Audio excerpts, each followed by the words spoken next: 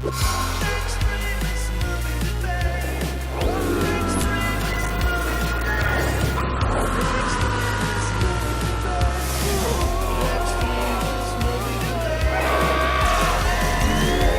the Extremist Movie Debate, and tonight we're talking 2017's The Big Sick. Yeah, it came out like 2 weeks ago.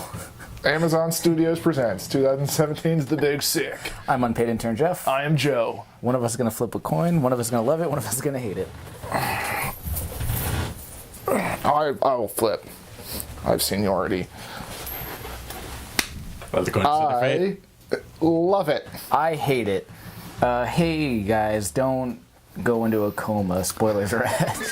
Alright, and this movie currently has a 97% on Rotten Tomatoes. So, Jeff, this first question is for you. Mm-hmm. Billy Goodenkoontz of Arizona Republic says, I used him a while ago. I love The Big Sick.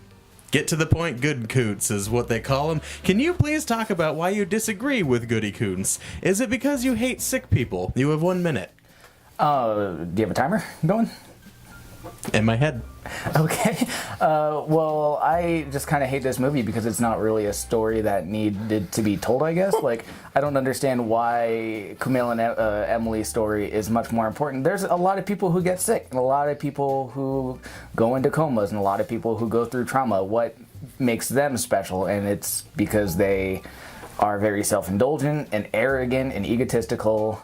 And it's not an interesting story at all. It's not necessary to be told, but apparently everyone wants to tell it just because it's Kumail Nanjiani and Emily V. Gordon who host The Meltdown and blah, blah, blah. It's all just coming from a place of arrogance, and I kind of hate that about this film. All right, thank you, Jeff. Joe, you have 30 seconds to respond. The reason this movie exists is because they made it exist. Like, Kumail and Emily wrote and they helped produce, and they essentially like pushed this movie forward. And while like horrible things happen to everybody all the time, like Kumail and Emily actually took the time to cultivate a really well-crafted story and a really heart-touching movie, and they were able to actually make it. And Michael Showalter directed it. Cool. And he has a very human touch to it, and he adds this human touch, and there's just like, it's a very serious movie, but it's very funny as well. Jeff, you have 15 seconds to respond, but shut your tongue when you talk about Showalter. Oh, it's funny because Ray Romano makes a 9/11 joke. Like, nothing in this movie feels genuine. It feels forced.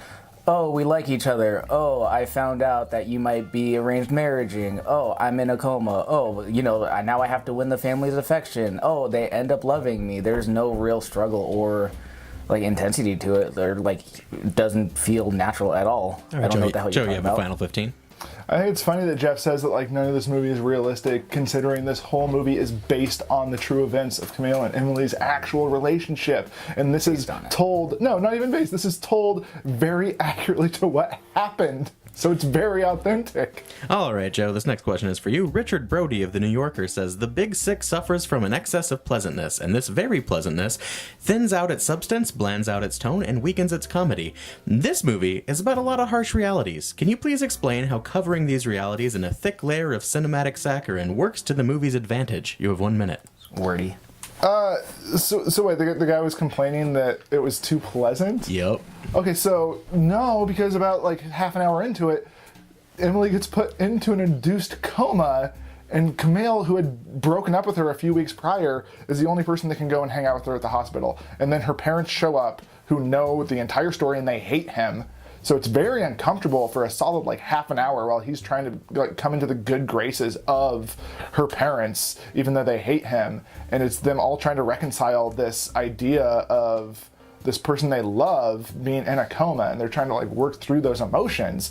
So I would not call this movie pleasant necessarily. Like, it's funny, and I guess if you put comedic like qualities into like a drama, I guess people can just call that pleasant because you're laughing at something seemingly like horrible. But no, I just disagree with the review completely.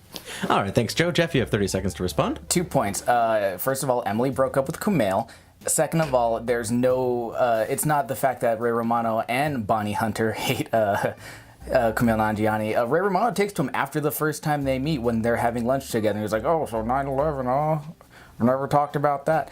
And that's all this movie is. This movie is shitty jokes, but with weird like pockets of like happy and joy, and then like potential heartbreak, but that never happens because you know it's not going to happen because like Because you it's said. based on a true story. And we Well all said, know- so, Jeff. so why should Joe, we you have worry that 15 she's not seconds to going to die? respond. I don't know if I'd say well said necessarily, since Jeff just kind of just said weird contradictory statements. Not true. But no, it's like the humor lands because it's embedded within this human relationship and within this human moment, and I think that's why the humor works.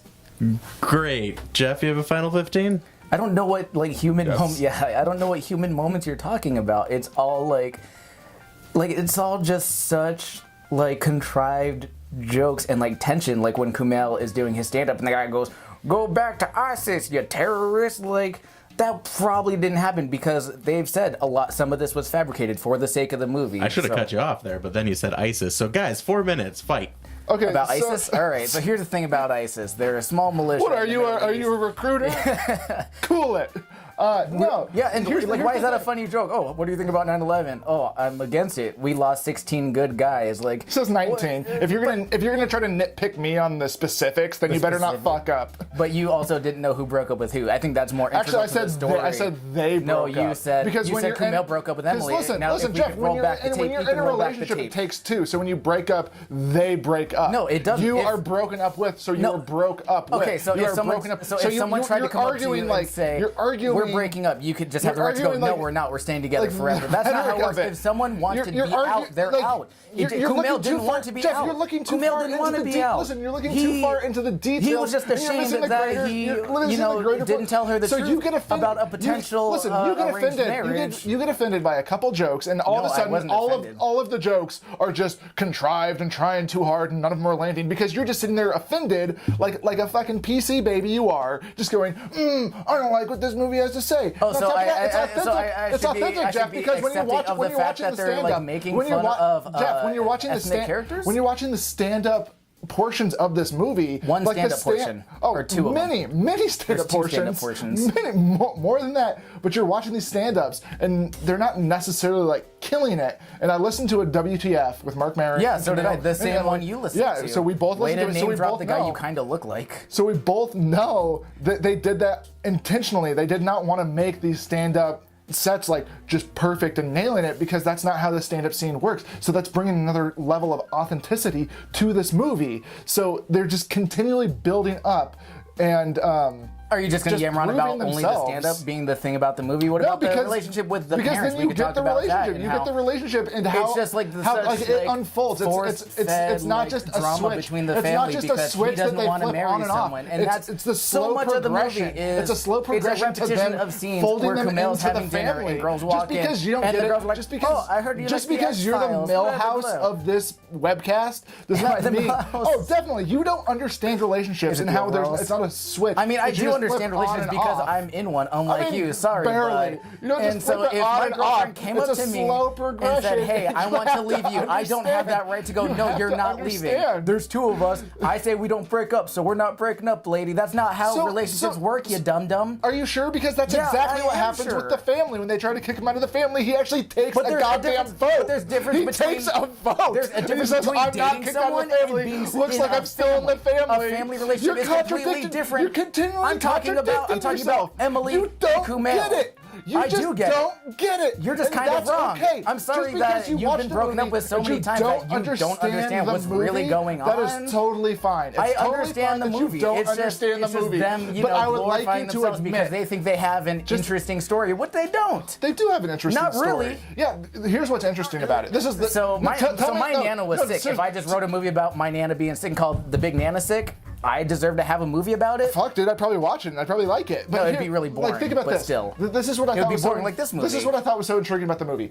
Is she's in this coma for weeks or months, For and then pretty much the entire movie. and he comes to love her again, and then when she comes out He of loved it, her in the first place. I know, but he like. So why would he have to come to love her again when he already was in okay, love I with misspoke. her? You're right. So he comes to think of them in a relationship again. But when she wakes up, it's that really weird disconnect between her saying like, oh no, we're still broken up, and him assuming like, oh no, like I've been here, we've been together, like we're still a couple. So he's mad that he got quote unquote friend zoned because he did a nice thing and thinks he deserves to be in a relationship with her because he did a nice thing. That's kind of what you're saying at this point. We cannot say friend zone on this webcast anymore because that is not a thing. And with that, it's actually time. What do you guys really think of the movie? This movie was really good. Yeah, no, I like it's probably my number 2 favorite movie of the year.